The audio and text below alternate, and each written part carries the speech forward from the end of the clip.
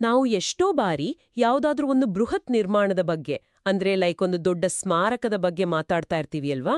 ಹೌದು, ಸಾಮಾನ್ಯವಾಗಿ ನಮಗೆ ತಾಜ್ ಮಹಲ್ ಇರ್ಬೋದು, ಇಲ್ಲ ಯಾವುದೋ ದೊಡ್ಡ ದೇವಾಲಯ ಕಣ್ಮುಂದೆ ಬರುತ್ತೆ. ಕರೆಕ್ಟು. ಆ ಕಲ್ಲು ಮಣ್ಣು ಕಬ್ಬಿಣದ ಕಟ್ಟಡಗಳು ನಮಗೆ ನೆನಪಾಗುತ್ತೆ. ಆದರೆ ಒಂದು ವೇಳೆ ಆ ಸ್ಮಾರಕ ಕಣ್ಣಿಗೆ ಕಾಣ್ದೇ ಇದ್ರೆ ಹೇಗಿರುತ್ತೆ ಅಂತ ನಾನ್ ಯೋಚ್ತಾ ಇದ್ದೆ. ಓಹೋ, ಕಣ್ಣಿಗೆ ಕಾಣದ ಸ್ಮಾರಕನ? ಇದು ಒಂಥರ ಇಂಟ್ರೆಸ್ಟಿಂಗ್ ಕಲ್ಪನೆ ಅಲ್ವಾ? ಭೌತಿಕವಾಗಿ ಅಸ್ತಿತ್ವದಲ್ಲಿಲ್ಲ, ಆದ್ರೆ ನೂರಾರು ವರ್ಷಗಳಿಂದ ಒಂದು ಇಡೀ ಸಮುದಾಯವನ್ನು ಹಿಡಿದಿಟ್ಟುಕೊಂಡಿರುವ ಅಗೋಚರ ಸ್ಮಾರಕವೊಂದನ್ನು ಊಹಿಸ್ಕೊಳ್ಳೋಕೆ ಸಾಧ್ಯನಾ ಅಂತ. ಖಂಡಿತ ಸಾಧ್ಯ. ಅಂದ್ರೆ ಇವು ಕೇವಲ ಸಮಯ, ನಿರಂತರ ಅಭ್ಯಾಸ ಮತ್ತೆ ನಂಬಿಕೆಯಿಂದ ಕಟ್ಟಲಾದ ಸ್ಮಾರಕಗಳು.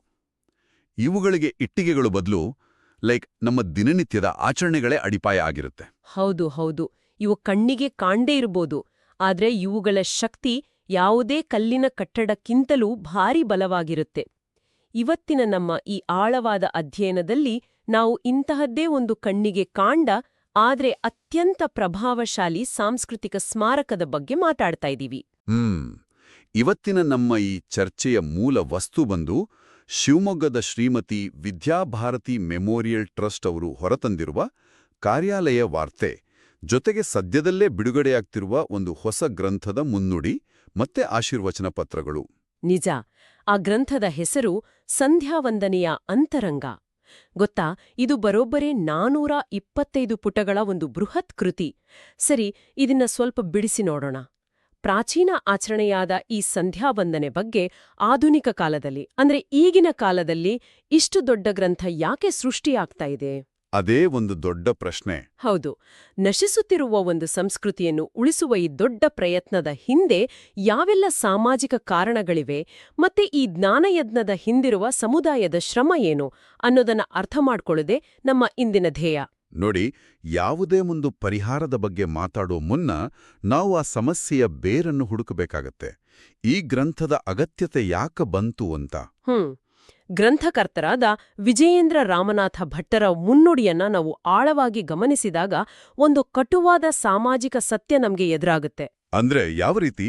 ಉಪನಯನವಾದ ದಿನದಿಂದ ಪ್ರತಿದಿನ ಮಾಡಬೇಕಾದ ಈ ದೈನಂದಿನ ಆಚರಣೆಯನ್ನ ಜನರು ಕ್ರಮೇಣ ಸಂಪೂರ್ಣವಾಗಿ ಕೈಬಿಡುತ್ತಿದ್ದಾರೆ ಅನ್ನೋ ಆತಂಕ ಅಲ್ಲಿ ವ್ಯಕ್ತ ಆಗಿದೆ. ಒಂದು ನಿಮಿಷ, ಇಲ್ಲಿ ನನ್ಗೊಂದು ಪ್ರಶ್ನೆ ಇದೆ. ಕಾಲ ಬದಲಾದಂತೆ ಹಳೆಯ ಆಚರಣೆಗಳು ನಶಿಸೋದು ಮತ್ತೆ ಹೊಸ ಅಭ್ಯಾಸಗಳು ಹುಟ್ಟುಕೊಳ್ಳೋದು ಸಹಜ ತಾನೆ. ಇದರಲ್ಲಿ ಅಷ್ಟು ಆತಂಕ ಪಡುವಂಥದ್ದೇನಿದೆ? ಹೌದು, ಮೇಲ್ನೋಟಕ್ಕೆ ಹಾಗೆ ಅನ್ಸುತ್ತೆ ಅಲ್ವಾ? ಅಂದ್ರೆ ಈಗಿನ ಕಾಲದಲ್ಲಿ ಜನರು ಸಿಕ್ಕಾಪಟ್ಟೆ ಬ್ಯುಸಿಯಾಗಿದ್ದಾರೆ, ಹಾಗಾಗಿ ಕೈ ಬಿಡ್ತಿದ್ದಾರೆ ಅಂತ ನಾವು ಬಹಳ ಸರಳವಾಗಿ ಹೇಳ್ಬಿಡ್ಬೋದು. ನಿಜ, ಮೇಲ್ನೋಟಕ್ಕೆ ಇದು ಕೇವಲ ಸಮಯದ ಅಭಾವದಂತೆ ಕಾಣುತ್ತೆ. ಆದ್ರೆ ಮುನ್ನುಡಿಯಲ್ಲಿ ವಿವರಿಸಿರುವ ಕಾರಣಗಳು ಇನ್ನೂ ಸ್ವಲ್ಪ ಆಳವಾಗಿವೆ. ಪಾಶ್ಚಾತ್ಯರ ಸಂಸರ್ಗ ಇರಬಹುದು, ಕಾಲದ ಪ್ರಭಾವ ಮತ್ತು ಆಧುನಿಕ ಶಿಕ್ಷಣದ ಒತ್ತಡ, ಇವೆಲ್ಲ ಪ್ರಮುಖ ಕಾರಣಗಳು. ಓ, ಆಧುನಿಕ ಶಿಕ್ಷಣದ ಒತ್ತಡ ಕೂಡ ಸೇರ್ಕೊಂಡಿದ್ಯಾ? ಖಂಡಿತ. ಉಪನಯನದ ಸಮಯದಲ್ಲಿ ಏನಾಗುತ್ತೆ ಅನ್ನೋದನ್ನ ಅವರಲ್ಲಿ ಬಹಳ ನೈಜವಾಗಿ ಚಿತ್ರಿಸಿದ್ದಾರೆ. ಉಪನಯನ ಅನ್ನೋದು ಜ್ಞಾನದ ಹಾದಿಗೆ ನಾಂದಿ ಹಾಡುವ ಒಂದು ಪ್ರಕ್ರಿಯೆ. ಆ ಸಂದರ್ಭದಲ್ಲಿ ಪುರೋಹಿತರು ಬರ್ತಾರೆ, ಆ ಕೆಲವು ದಿನಗಳ ಮಟ್ಟಿಗೆ ಮಾತ್ರ ಸಂಧ್ಯಾವಂದನೆಯನ್ನ ಹೇಳ್ಕೊಡ್ತಾರೆ. ಆಮೇಲೆ ಆ ಕಂಕಣ ವಿಸರ್ಜನೆ ಆಗೋವರೆಗೂ, ಅಂದ್ರೆ ಆ ಆರಂಭಿಕ ವ್ರತದ ಅವಧಿ ಮುಗಿಯೋವರೆಗೂ ಮಾತ್ರ ಆಚರಣೆ ಬಹಳ ನಿಷ್ಠೆಯಿಂದ ನಡೆಯುತ್ತೆ. ಓಹೋ, ಅಂದ್ರೆ ಆ ಕೈಗೆ ಕಟ್ಟಿದ ದಾರವನ್ನು ತೆಗೆದ ಮರುದಿನವೇ ಆಚರಣೆಯ ಜವಾಬ್ದಾರಿಯೂ ಮುಗೀತು ಅನ್ನೋ ಭಾವನೆ ಬಂದ್ಬಿಡುತ್ತಾ? ನಿಖರವಾಗಿ. ಅದಾದ ನಂತರ ಆ ಮಕ್ಕಳಿಗದನ್ನ ನಿರಂತರವಾಗಿ ಮುಂದುವರೆಸಲು ಯಾರೂ ಕಲಿಸೋದೇ ಇಲ್ಲ. ನಮ್ಮ ಆಧುನಿಕ ಜೀವನ ಶೈಲಿಯ ಒಂದು ವಿಪರ್ಯಾಸವನ್ನ ಲೇಖಕರು ಇಲ್ಲಿ ತೆರೆದಿಡ್ತಾರೆ. ಏನದು? ಈಗ ನೋಡಿ, ಇಂಗ್ಲಿಷ್ ಭಾಷಾಭ್ಯಾಸ ಮಾಡುವ ಭಾರೀ ಪೈಪೋಟಿಯ ಶಿಕ್ಷಣ ಪಡೆಯೋ ಮಕ್ಕಳು ಬೆಳಗ್ಗೆ ಎದ್ದು ಪಾಠ ಓದಿ ಸ್ನಾನ ಮುಗಿಸಿ ಊಟ ಮಾಡಿ ಶಾಲೆಗೆ ಓಡೋ ಅವಸರದಲ್ಲಿರ್ತಾರೆ. ಈ ಇಡೀ ಪ್ರಕ್ರಿಯೆಯಲ್ಲಿ ಪ್ರತಿಯೊಂದಕ್ಕೂ ಸಮಯ ಇದೆ, ಆದರೆ ಸಂಧ್ಯಾವಂದನೆ ಮಾತ್ರ ಸಂಪೂರ್ಣವಾಗಿ ಮರೆಯಾಗುತ್ತೆ. ಇಲ್ಲಿ ಒಂದು ಕುತೂಹಲಕಾರಿ ವಿಷಯ ಶುರುವಾಗುತ್ತೆ ನೋಡಿ. ಆ ಧಾವಂತದಲ್ಲಿ ಮಗುವಿಗೆ ಊಟ ಮಾಡಿಸೋಕೆ ಅಪ್ಪ ಅಮ್ಮ ಯಾರಿಗೂ ಮರೆಯೋದಿಲ್ಲ, ಊಟಕ್ಕೇನು ಲೋಪವಾಗೋದಿಲ್ಲ. ಆದ್ರೆ ಈ ಬೌದ್ಧಿಕ ಅಥವಾ ಆಧ್ಯಾತ್ಮಿಕ ಆಚರಣೆ ಮಾತ್ರ ಯಾಕೆ ಮರೆಯಾಗುತ್ತೆ? ಹೌದು, ಅದೇ ಆಶ್ಚರ್ಯ. ಇದನ್ನ ನಾನು ಭಾಷೆ ಒಂದನ್ನ ಕಲಿಯೋದಕ್ಕೂ ಹೋಲಿಸ್ಬೋದು ಅಂತ ಯೋಚಿಸ್ತಾ ಇದ್ದೆ. ಅಂದ್ರೆ ಹೇಗೆ? ಯಾವುದೋ ಒಂದು ಸಮಾರಂಭದಲ್ಲಿ ಅಥವಾ ಒಂದು 10 ದಿನದ ಸಮರ್ ಕ್ಯಾಂಪ್ನಲ್ಲಿ ಒಂದೆರಡು ಪದ ಕಲಿತು ಆಮೇಲೆ ಅದನ್ನ ಬಳಸೋದನ್ನೇ ಸಂಪೂರ್ಣವಾಗಿ ಮರೆತುಬಿಟ್ರೆ ಆ ಭಾಷೆ ಉಳಿಯುತ್ತಾ? ಇಲ್ಲ ತಾನೆ? ಖಂಡಿತ ಇಲ್ಲ. ನಾವು ನಿಜಕ್ಕೂ ಅಷ್ಟೊಂದು ಬ್ಯುಸಿಯಾಗಿದ್ದೀವಾ ಅಥವಾ ಜ್ಞಾನವನ್ನ ಮುಂದಿನ ಪೀಳಿಗೆಗೆ ದಾಟಿಸುವ ನಮ್ಮ ವ್ಯವಸ್ಥೆಯೇ ಎಲ್ಲೋ ಒಂದು ಕಡೆ ವಿಫಲವಾಗಿದ್ಯಾ ಅನ್ನೋ ಪ್ರಶ್ನೆ ಬರುತ್ತೆ. ಇಲ್ಲಿ ಗಮನಿಸಬೇಕಾದ ರೋಚಕ ಸಂಗತಿಯೇನೆಂದ್ರೆ, ಯಾವುದೇ ಆಚರಣೆಗಳು ಕೇವಲ ಯಾಂತ್ರಿಕವಾದಾಗ ಮತ್ತದರ ಹಿಂದಿನ ಮೂಲ ಅರ್ಥ ತಿಳಿಯದಿದ್ದಾಗ ಆಧುನಿಕತೆಯ ಒತ್ತಡದಲ್ಲಿ ಅವು ಮೊದಲು ಬಲಿಯಾಗ್ತವೆ. ಕರೆಕ್ಟ್. ಅರ್ಥ ಗೊತ್ತಿಲ್ಲ ಅಂದ್ರೆ ಸುಲಭವಾಗಿ ಬಿಟ್ಬಿಡ್ತೇವೆ. ಹೌದು. ಭೋಜನ ಅನ್ನೋದು ನಮ್ಮ ಭೌತಿಕ ಶರೀರದ ಹಸಿವನ್ನು ನೀಗಿಸುತ್ತೆ. ಹಸಿವಾದಾಗ ಹೊಟ್ಟೆ ಕೂಗುತ್ತೆ. ಹಾಗಾಗಿ ಅದು ಎಂದಿಗೂ ಮರೆಯಾಗಲ್ಲ. ಆದ್ರೆ ಸಂಧ್ಯಾವಂದನೆ ಅಂತಹ ಪ್ರಕ್ರಿಯೆಗಳು ಬೌದ್ಧಿಕ ಮಟ್ಟಕ್ಕೆ ಸಂಬಂಧಿಸಿದ್ದು. ಅದರ ಮಹತ್ವವನ್ನ, ಅದರ ಆ ಅಂತರಂಗವನ್ನ ಅಥವಾ ಅದರ ಹಿಂದಿನ ವಿಜ್ಞಾನವನ್ನ ತಿಳಿಸ್ಕೊಡ್ದಿದ್ದಾಗ ಏನಾಗತ್ತೆ?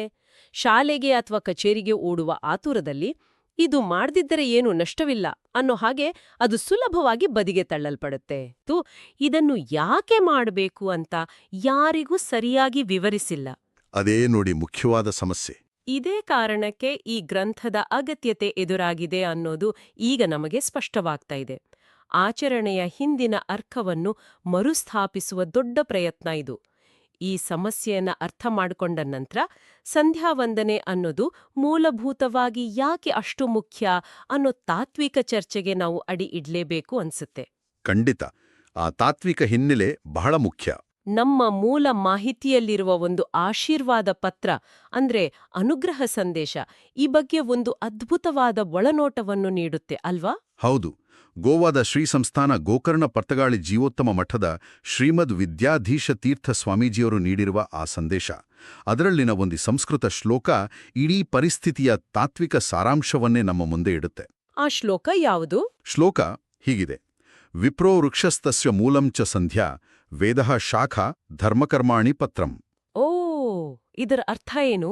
ಅಂದ್ರೆ ಬ್ರಾಹ್ಮಣನು ಒಂದು ವೃಕ್ಷವಿದ್ದಂತೆ, ಸಂಧ್ಯಾವಂದನೆಯೂ ಆ ಮರದ ಬೇರು, ವೇದಗಳು ಆ ಮರದ ಕೊಂಬೆಗಳು ಮತ್ತು ಧರ್ಮಕರ್ಮಗಳು ಅದರ ಎಲೆಗಳು ಅಂತ.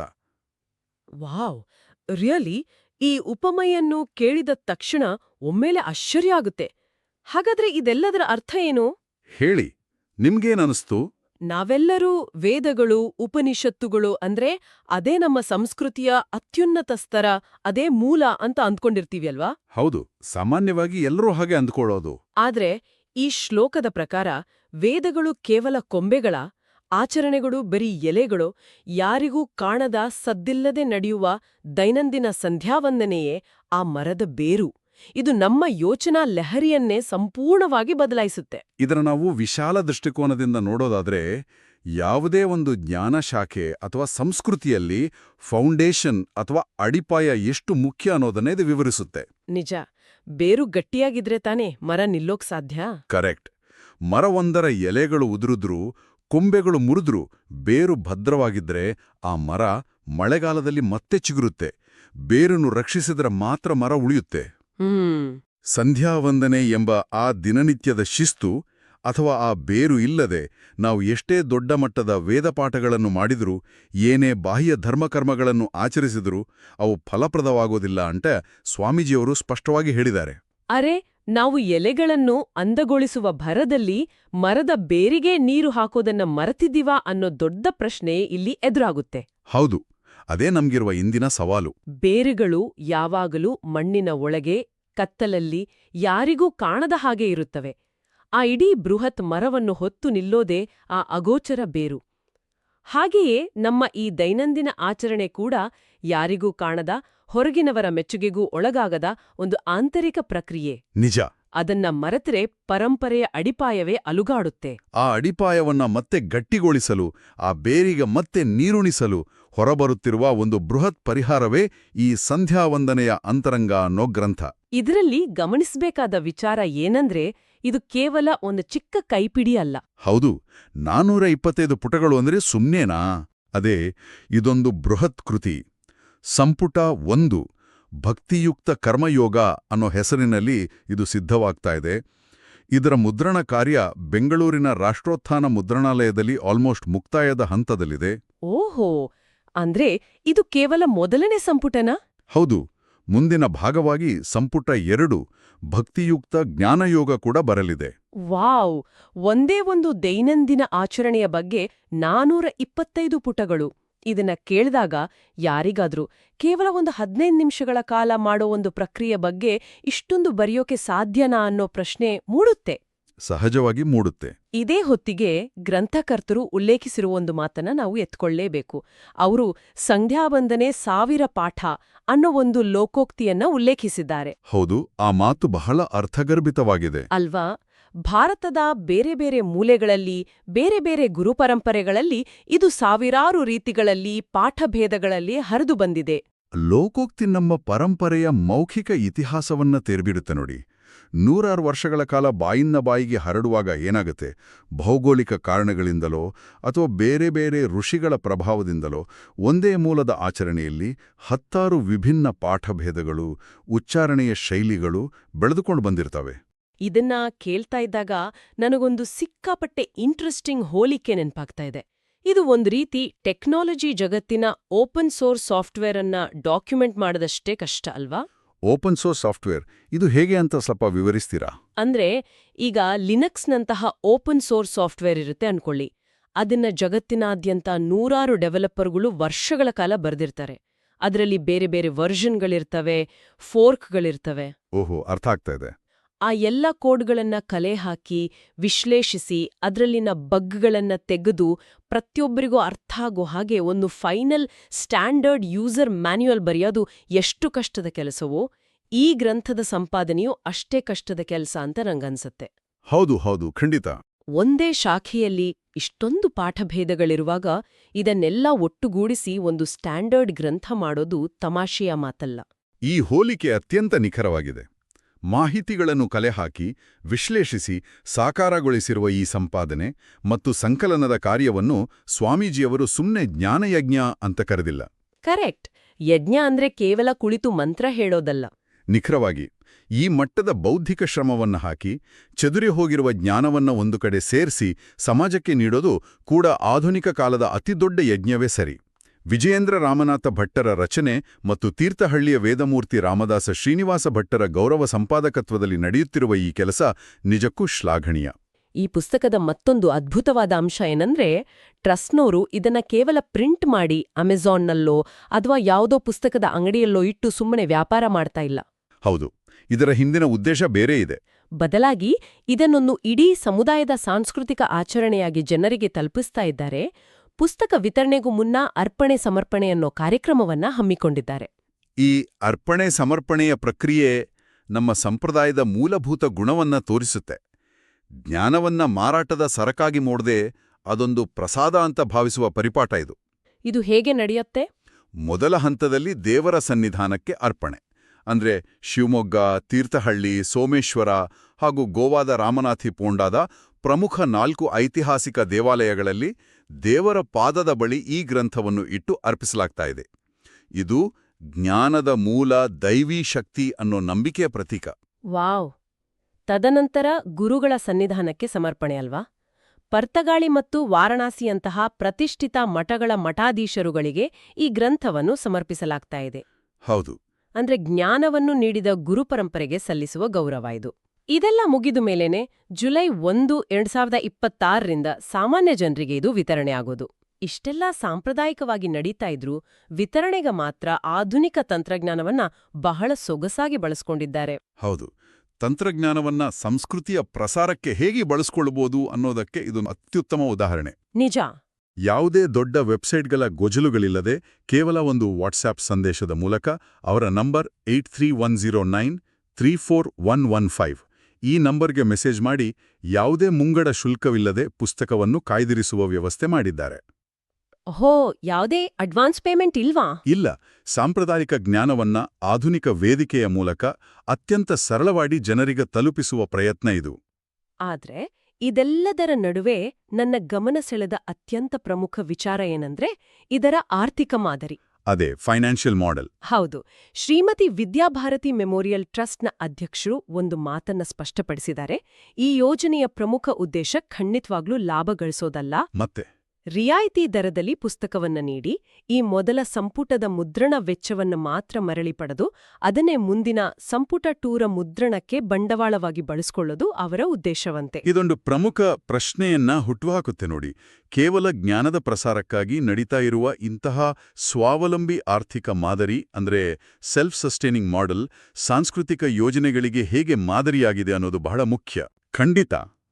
ಆದರೆ ಒಮ್ಮೆ ಉತ್ಪಾದಿಸಿದ ಜ್ಞಾನವೇ ತನ್ನ ಮುಂದಿನ ಭಾಗದ ಬೆಳವಣಿಗೆಗೆ ತಾನೇ ಇಂಧನವಾಗುವ, ಸಮಾಜವೇ ಸಮಾಜದ ಸಾಂಸ್ಕೃತಿಕ ಅಗತ್ಯವನ್ನು ಪೂರೈಸುವ ಈ ವ್ಯವಸ್ಥೆ ಇದೆಯಲ್ಲ, ಇದು ಬಹಳ ಅಪರೂಪದ್ದು. ಅದು ಆ ಮರದ ಉಪಮೆಗೆ ಮತ್ತೆ ಕನೆಕ್ಟ್ ಆಗುತ್ತೆ ನೋಡಿ. ಒಂದು ಮರದ ಬೀಜದಿಂದಲೇ ಇನ್ನೊಂದು ಮರ ಬೆಳೆಯುವ ನೈಸರ್ಗಿಕ ಪ್ರಕ್ರಿಯೆ ಇದ್ದಂತೆ ಇದು. ಮೊದಲನೇ ಸಂಪುಟ 2ನೇ ಸಂಪುಟಕ್ಕೆ ದಾರಿಯಾಗುತ್ತೆ. ಹೌದು, ಎಕ್ಸಾಕ್ಟ್ಲಿ. ಒಟ್ಟಾರೆಯಾಗಿ ಈ ಎಲ್ಲಾ ಮೂಲ ಮಾಹಿತಿಗಳನ್ನ, ಆ ಮುನ್ನುಡಿಗಳನ್ನ, ಆಶೀರ್ವಚನಗಳನ್ನ ನಾವು ಅವಲೋಕಿಸಿದಾಗ ನಮಗೊಂದು ಸ್ಪಷ್ಟ ಚಿತ್ರಣ ಸಿಗುತ್ತೆ. ಇದೊಂದು ಕೇವಲ ಪುಸ್ತಕ ಬಿಡುಗಡೆಯ ಕಾರ್ಯಕ್ರಮ ಅಲ್ಲವೇ ಅಲ್ಲ. ಅಲ್ಲ, ಅದಕ್ಕಿಂತ ಬಹಳ ದೊಡ್ಡದು. ದೈನಂದಿನ ಧಾವಂತದಲ್ಲಿ, ಆ ಸ್ಕೂಲು, ಕಾಲೇಜು, ಆಫೀಸ್ಗಳ ಓಟದಲ್ಲಿ ನಾವು ಕಳ್ಕೊಳ್ತಿರುವ ನಮ್ಮ ಸಾಂಸ್ಕೃತಿಕ ಬೇರುಗಳಿಗೆ ಮರುಜೀವ ನೀಡುವ ಒಂದು ಆಳವಾದ ಪ್ರಯತ್ನ ಇದು. ಆಚರಣೆಗಳು ಕೇವಲ ಯಾಂತ್ರಿಕವಾದಾಗ ಅವು ಬೇಗ ಮರೆಯಾಗ್ತವೆ ಅಂತ ನಾವು ಮೊದಲೇ ಚರ್ಚಿಸಿದ್ವಲ್ವಾ. ಈ ಗ್ರಂಥ ಆ ಯಾಂತ್ರಿಕತೆಗೆ ಒಂದು ಅರ್ಥವನ್ನ ತುಂಬುವ ಕೆಲಸ ಮಾಡ್ತಾ ಇದೆ. ಕರೆಕ್ಟ್. ಇದನ್ನು ಯಾಕೆ ಮಾಡಬೇಕು ಅನ್ನೋ ಆ ದೊಡ್ಡ ಪ್ರಶ್ನೆಗೆ 425 ಪುಟಗಳ ವಿವರವಾದ ಉತ್ತರವನ್ನು ನೀಡ್ತಾ ಇದೆ. ಈ ಜ್ಞಾನ ಮುಂದಿನ ಪೀಳಿಗೆಗೆ ಹೋಗ್ಬೇಕಾದ್ರೆ ಅದರ ಹಿಂದಿನ ಅಂತರಂಗವನ್ನ ನಾವು ಅರ್ಥ ಮಾಡ್ಕೊಳ್ಳೇಬೇಕು. ಹಾಗಾದ್ರೆ ಈ ಸುದೀರ್ಘವಾದ ಚರ್ಚೆಯ ಕೊನೆಯಲ್ಲಿ ನಾವೆಲ್ಲರೂ ಕೇಳ್ಕೊಳ್ಬೇಕಾದ ಒಂದು ದೊಡ್ಡ ಪ್ರಶ್ನೆ ಇದೆ. ನಮ್ಮ ಈ ಆಧುನಿಕ ವೇಗದ ಜೀವನ ಶೈಲಿಯಲ್ಲಿ ನಾವೆಲ್ಲರೂ ಬರೀ ಮರದ ಎಲೆಗಳನ್ನು ಸುಂದರವಾಗಿಸುವತ್ತ ಮಾತ್ರ ಗಮನ ಹರಿಸ್ತಾ ಇದ್ದೀವಾ? ಇದು ಯೋಚನೆ ಮಾಡಬೇಕಾದ ವಿಷಯ. ಅಂದ್ರೆ ನಾವು ಸಮಾಜಕ್ಕೆ ಹೇಗೆ ಕಾಣ್ತೀವಿ, ನಮ್ಮ ಲೌಕಿಕ ಯಶಸ್ಸೇನು, ನಮ್ಮ ಬಳಿ ಇರೋ ವಸ್ತುಗಳೇನು ಅನ್ನೋ ಈ ಬಾಹ್ಯ ಅಲಂಕಾರದ ಬಗ್ಗೆ ಮಾತ್ರ ನಾವು ಸಿಕ್ಕಾಪಟ್ಟೆ ತಲೆಕೆಡ್ಸ್ಕೊಂಡಿದ್ದೀವಾ? ಹಾಗಾದ್ರೆ ಆ ಬಾಹ್ಯ ಸೌಂದರ್ಯಕ್ಕೆ ಕಾರಣವಾದ, ಆದರೆ ನಾವು ಸಂಪೂರ್ಣವಾಗಿ ನಿರ್ಲಕ್ಷಿಸ್ತಾ ಇರುವ ಆ ಬೇರುಗಳು ಯಾವುವು? ಇದು ಪ್ರತಿಯೊಬ್ಬರೂ ಆತ್ಮಾವಲೋಕನ ಮಾಡ್ಕೊಳ್ಬೇಕಾದ ವಿಷಯ. ಖಂಡಿತ.